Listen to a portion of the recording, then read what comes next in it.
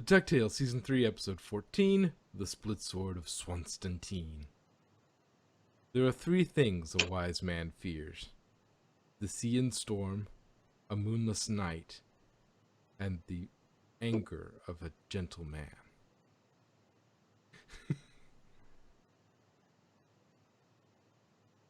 Do you think Swastantine was a swan? Yeah. I would almost guarantee it, given the pun. I mean, it's kind of the point of it being a parody of Constantine, so. Yes. Yeah, and it's interesting, the pair-ups. The pair-ups. Like, we knew Dewey Hey, and Webby. That was pretty much guaranteed to get. First? What? Wait, should I change out of my pajamas first? But it's like, why are you girls here? You told everybody to just get in to come with. We're having a sleepover, so it's like, okay, why not? Girl in your chair. It was an interesting team up, though. It was. I mean, you have the usual Webby and Dewey. that was obvious. That one is always. Yeah. But they didn't have the pairs you would think they'd have as far as the other two, because as far as personalities go, but then with that, it kind of makes sense not to pair them up, because then you'd have two nerds and two slackers, and it wouldn't quite work as well. Yeah, if you put Huey with Saberwing, what's her name, Violet? Or Violet, yeah. Violet. Because she actually is a Violet Saberwing. Yeah. That is the name of her species. Yeah, I just remembered that she's Violet, and that's yeah. I think that's. But anyways, yeah, if you put those two together, then you've got two massive nerds, and that wouldn't have. It wouldn't be very conducive. Yeah, and it wouldn't be. The last bit where Huey beats the snot out of Steelbeak wouldn't have happened. Yeah. Well, the wedging. It was very zen. It's just like that. It's very interesting. That was the most beautiful thing I've ever seen. She went Donald. Well, it was more zen than Donald. It was almost like, just like, I am so. Yeah, but no, I mean before that. Oh yeah. World, Huey went completely Donald on that. Yeah. And then afterwards, when he came out, his chaos was organized. His utter chaos was just like a dance move. Yeah, it's just like. But yeah, and I love how Violet's just like, when Louis is stuck and he just gets by lying, and all of a sudden, wait, you're Louis Duck? Yeah. Oh my gosh, you're a legend. Like, see, this is why we lie, because if we told everybody who we are, we'd get this. We're trying to keep a low profile. The best part was the spice thing, where he's just like, oh, it's over there. Did you cheat? Well, I was what we do to cheetahs. Cheers or cheetahs? Both. It's a little racist. But what I was referring to is what Violet did with the spices. Just like downs them, and then they calmly walk out of there, and then she just dips in the thing. It's like, oh yeah. Now that is some class. She's able to avoid, although I don't actually sweat, even if my mouth is on fire. Yeah. I eat hot stuff and I don't sweat from it. Yeah. This episode was also about exposing like some of the strengths of the of some of these characters that we didn't have before, like Huey. Showing that what they think, what can be perceived as a weakness is actually a strength in their case. Like, Louis always thought telling the truth is a weakness. Always thought honesty was the worst policy. And it's their honesty that was actually his strength. And Huey thought, oh no, chaos is horrible, chaos is my weakness, and that's what saved the day. And so it's embracing the parts of you that you feel are flawed because they can still be a strength at certain points. I mean, not always, but there is a time and a place for everything, including those parts of you that you don't really feel are valid. Yeah. One quick thing, this is a small technical thing. Did you move your microphone or anything? Yeah, in the last minute or two. No. Okay. Never mind then. But I moved myself for a second. okay. Yeah. I moved back for a second to throw something out. Okay. But well, and you know, Dewey's just straight up confidence of just like, Yeah. how are you doing this? Just straight up confidence. So long as he has confidence, he can do anything. Maybe they should just permanently blind him. You can't be scared of something you don't know is there. Unless you're Huey, because Huey is scared of everything. He's just cautious. It's kind of sad to see that one is bad. Wait, she was bad. It's just she went to foul instead of she quit Mark Beats and joined foul. She was bad from the get-go. Speaking of which, I haven't seen Mark Beeks in a while. He was in, I think, the last episode before the hiatus. With his mother. Oh, yeah.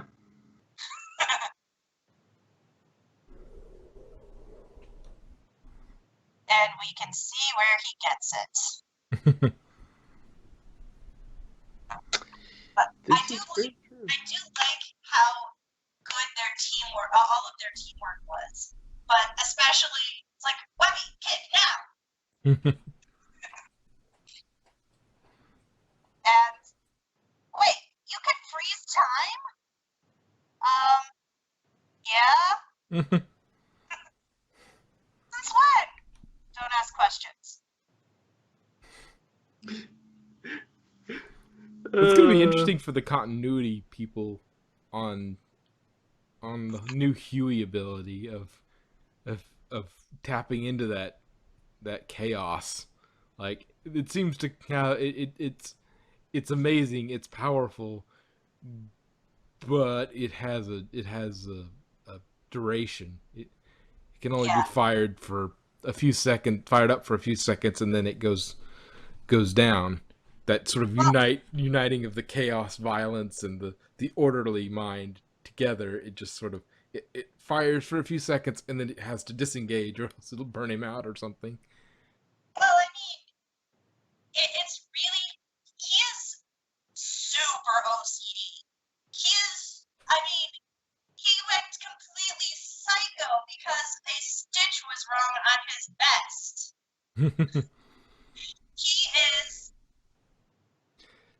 He is the most orderly of them all.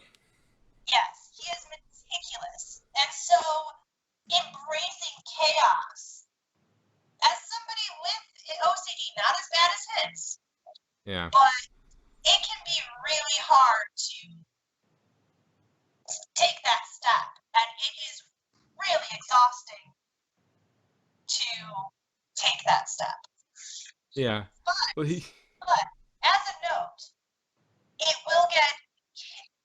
duration he can last will extend the more he does use it. Yeah, but it'll be interesting to see how long they let him keep using it.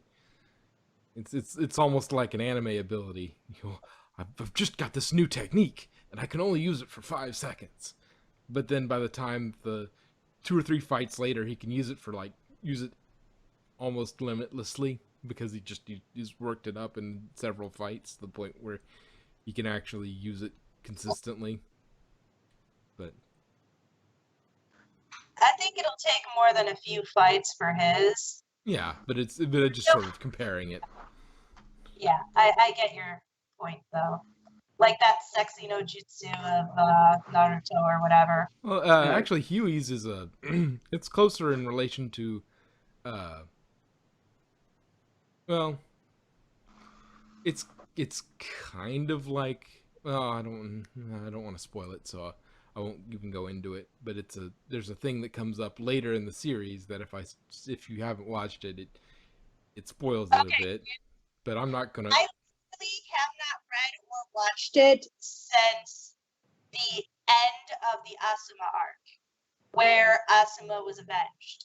Yeah, well, I was just this is a different anime. This is a completely different show, and if they haven't watched it, I want them to be able to watch it and get that surprise too. But there are, and those who have seen it probably know where I was going with it, but yeah, it's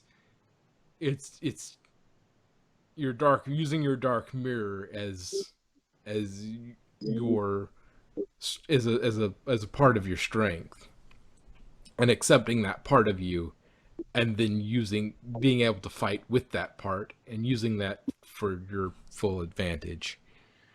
But anyway, but yeah, so we got Dewey's confidence. Huey's now tapping into his chaos, his ability to tap into chaos occasionally for a limited amount of time. At least at first, it'll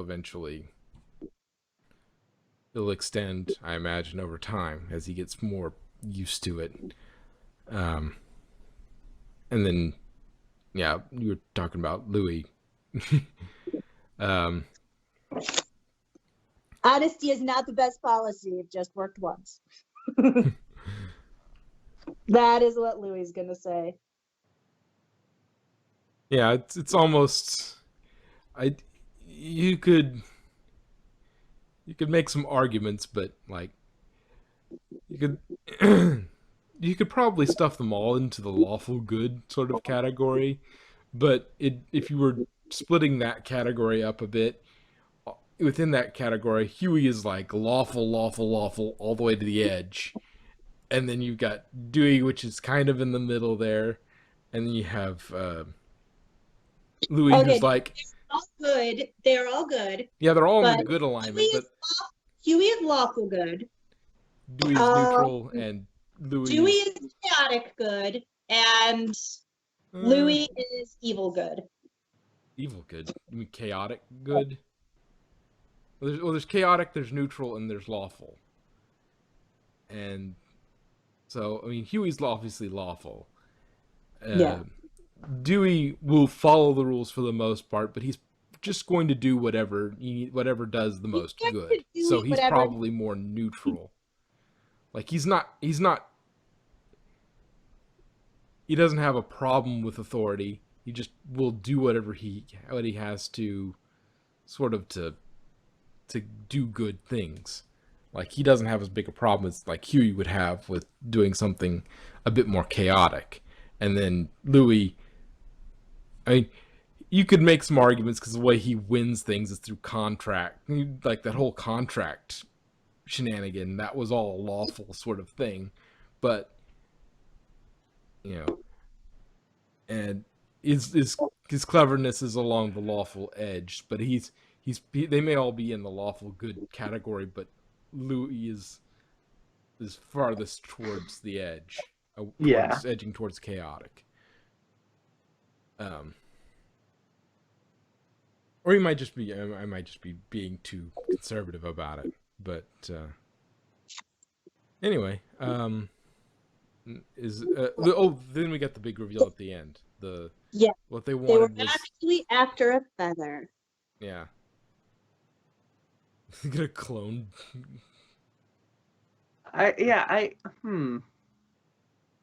They might not be cloning so much as using his DNA for something else. Yeah. Yeah, that I could see. Framing him or something. Yeah, framing him or using it in a spell. Yeah. Or it could be clones. We have to fight. We need to fight him, but we need somebody who's got the characteristics to fight him. Well, the only one who would have it is him. So we just clone him.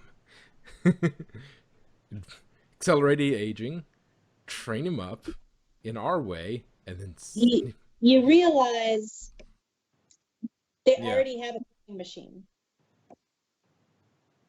But They don't need DNA for the cloning machine. Hmm. They just shoot him and a clone appears. Thank you to Gears for that one. Yeah. Anything else on this one?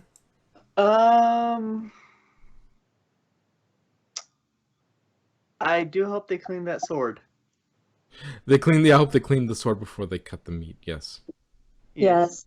Because that thing has been in the street, like For a very, very literally long time. in the street. Like it was implanted. It was clipped into the street. So Yeah. if that's all we have, then I guess that's the end for that review. Yeah. Subscribe, people, and enjoy more lovely content.